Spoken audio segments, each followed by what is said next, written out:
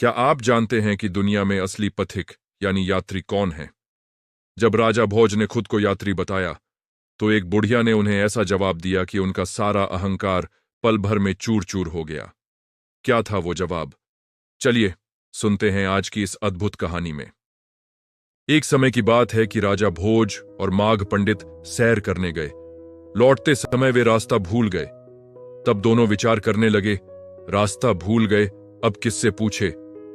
तब माघ पंडित ने निवेदन किया, पास ही एक बुढ़िया गेहूं के खेत की रखवाली करती है, उससे पूछे। राजा भोज ने कहा, हाँ ठीक है, चलो। दोनों बुढ़िया के पास गए और कहा, राम राम। बुढ़िया बोली, भाई आओ, राम राम। तब बोले, ये रास्ता कहां जाएगा?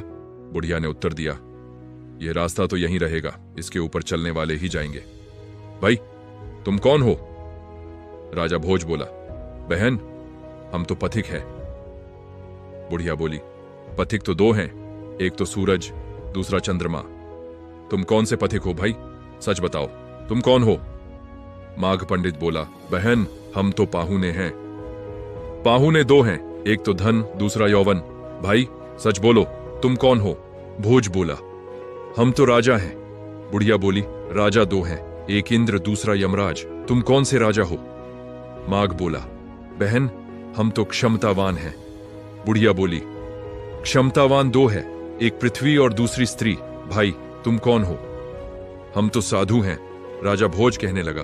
बुढ़िया बोली, साधु तो दो है, एक तो शनि और दूसरा संतोष। भाई तुम कौन हो?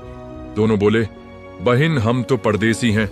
बुढ़िया बोली, परदेसी तो दो है, एक जीव और दूसरा पेहड़ का पात।